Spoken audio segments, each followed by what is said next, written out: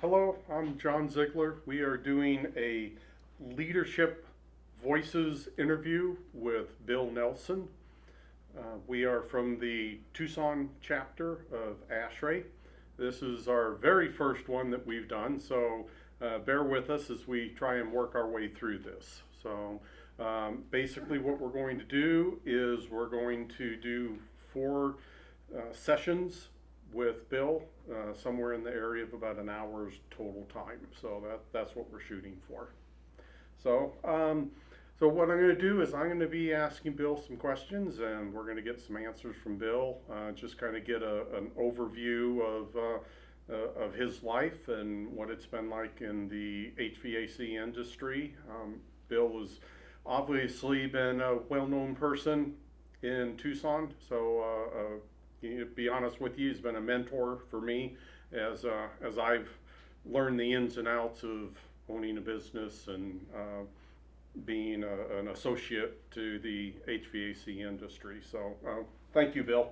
So this is going to be a great time. So I'm really looking forward to it. So what I'd like to do, Bill, is kind of start out and just have you go through, your early years. It's maybe a little bit about your childhood, and then maybe up to the point to where you've gotten through your schooling, and just go from there. Okay. Well, to start with, I was born on a small island at the western end of Lake Erie. It's called Put-in Bay.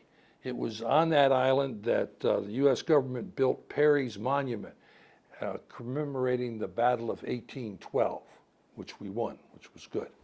And my mom's family, she comes from 13 kids, and they'd been on the island since the mid-1800s. So it's not really very big. This island's only a half a mile wide and about 2 miles long. And we left there when I was 2 years old, and we came to Tucson, Arizona. And in 1950, although I was only 2 years old, so I don't remember a lot of it, but there wasn't nearly as many people. I think there was something like 42,000 people in Tucson in 1950. I went to grade school here, and I went to high school, and I went to St. Joseph's Parochial School, the elementary school, and then I went to Rincon High School. Both great places. After high school, I joined the United States Army and spent a little over 2 years in Naples, Italy. And the reason I joined the Army, because this is 1966, it's in the middle of the draft, but you had a choice then. You could let them draft you and they'd give you an M16 and the rice paddies in Vietnam, or you could join the Army for 3 years and pick your branch of service. Well, by then I'd already long decided I wanted to be an engineer, an HVAC engineer. So I said, well, why don't I just join the Corps of Engineers, go that route? And as luck would have it, I've been one of the luckier guys in my whole life. They sent me, instead of to Vietnam, they sent me to Naples, Italy, which I thought was really great. My father was a union electrician and actually a union pipe fitter. There weren't too many guys back in the 60s that had two cards. They belonged to both unions, but my dad did, and he was the lead service tech for Don Means Air Conditioning. Actually, I think Don Means was one of the early presidents of the local chapter of ASHRAE, maybe way back in the 60s sometime. I think you're right. Yeah. And then when Don Means sold his business, he sold them to Bob Lee, R.E. Lee Mechanical. So my dad went to work over there. But it was by the time I was about 14 years old, it was clear that I really wanted to be an engineer. And in particular, I wanted to be an HVAC engineer. So it makes things kind of easy when you decide early on in your life what you want to do. And then the idea was, okay, well, how do I get from where I am to what I want to be? And again, with that draft, it made sense to join the Army and get the GI Bill, so there was some way to pay for this college education. So that was my plan from the kind of the very beginning. I think even back when I was 14, I can remember clearly going on service calls with my dad, especially on weekends, and dragging things up and down roofs. And he would spend time, even when I was 12, 10, explaining to me how all of this works. And I remember he introduced me to my first psychrometric chart probably when I was about 13 years old. And he had a sling cyclometer, so he would show me, here's how you measure the dry bulb and the wet bulb, and here's how you can tell. So, in the evening news, let's make sure we can do that. So that was an early introduction. I really didn't understand what a psychrometric chart was for about another 5, 6, or 7 years, but it was certainly interested in doing that.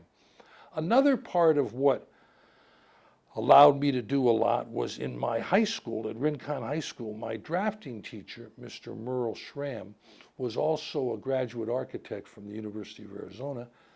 And in addition to his teaching job, he had this little business on the side, and he was designing lots of custom homes all around Tucson. And in my and he knew that I was with my dad and I was interested in all this, and somewhere around my junior year, because I took, I think, 4 or 5 courses from him. I took the 2 basic drafting courses, I took an architectural course, I took a machine course, machine design class, so I was in Mr. Schramm's classroom a lot. In fact, he's the same teacher that Brian Hagen and one of the architects at the office, and Nick Krause, and my brother Paul, all had Mr. Schramm. So he sent a lot of good people out into the industry. He had an influence. He had an influence. He was one of my early mentors. And so I started to draft air conditioning systems for houses when I was about 17. And I still have, I found it maybe 5, 6 years ago, one of my early rolls of drawings, and it was a house up in the foothills. And I had done the load calculations, the walls, the roof, the glass, all of that, right on the drawings. And then I sized all the duct, and it was like a little 5-ton split system air conditioner. So my first set of drawings that I have was probably 1964. Wow. Of course, I wasn't worried about who was registered. I probably didn't even understand, how most of that worked, but it was interesting. Then I drew up the plumbing plans too. So that's kind of where I got started in that. Then when the Army sent me when I finished basic training in the Army at Fort Polk, Louisiana, which I don't know how any human being lives in Fort Polk, Louisiana. But after that, then they sent me to advanced training at Fort Belvoir in Virginia, which is the Army Corps of Engineers school. Learned a lot of neat stuff there. Learned about how to design bridges across rivers and all kinds of things. And then when I left there, I was down in Texas for 4 or 5 months, and then boom, the orders came through to go to Naples, Italy. You must have been heartbroken. I was nearly heartbroken, yeah, nearly heartbroken. But what was interesting was it was a NATO's facility, and so there was only 19 guys in the U.S. Army. It was called an Army element. And we had a very loose association of stuff. And I worked in the department that was, part of it was engineering and infrastructure, and we were designing pipelines in northeast Turkey and things like that. But also part of it was graphic arts, which I kind of really enjoyed and learned about. And we would prepare the overhead projections for the generals and admirals for briefings. So that was always nice. And of course, because you were doing that, you had to get a top secret clearance, and that was an interesting experience to do. So I had a really good time, but I was only there maybe about 3 months when the special service officer comes in and says, "We really like to air condition the officers club. Can you guys do that?" No, we can't do that. But I could do that on the side because I know how air conditioning works. So my very first air conditioning system in Naples, Italy was for the officers club at a place called AFSouth, Allied Forces Southern Europe. Got paid for that, I don't know, a couple of $1,000 or something. But that got me to know the carrier representative in Madrid and a bunch of other things, because engineers over there were much more involved during the construction than they are here. So that started out, and then the word got out, and the next thing you know, I had a couple of projects to air condition banks and then a hotel up north of Venice. So there was a period of time there where I wasn't real busy with the Army, and because everything was so damn secret, that, nobody wanted to really know what you were doing because everything was done on a need-to-know basis only. So if Bill's over there in the corner doing something, they really don't know what Bill's doing, but we don't need to ask. So it was perfect for me. I was really busy. In fact, I hired a couple of people, and it was an interesting experience. So I got a question for you.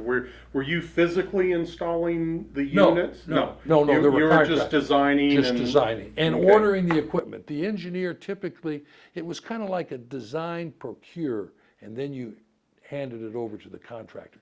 So the engineer was very much responsible for the design and developing the documents, but then typically we procured all of the major equipment, and then we turned it over to a. So that was kind of an interesting way to do things, but so that was a lot of fun. I mean, I learned a lot, and I still have those drawings. Should have brought, a couple of those along with me. So it was, and being in Naples, Italy in the late 60s was stimulating at best. I mean, it was crazy, but it was just a tremendous amount of fun. young man. Yeah, making a lot of money, Yeah, yeah, a lot of money. Enjoying life. Enjoying life, yes. So I enrolled in the College of Engineering at the University of Arizona. And then in January of 1970, I got to get a job, right? So my dad says, well, go talk to John Paul Jones and go talk to Ben Glover. So I made appointments with both John Paul Jones and Ben Glover, had an interview with them, and then, within about a week or so, they said, well, we really don't have anything. So then my dad told me, well, go talk to Leon Dombrowski. So I talked to Leon. Of course, he was a graduate of West Point.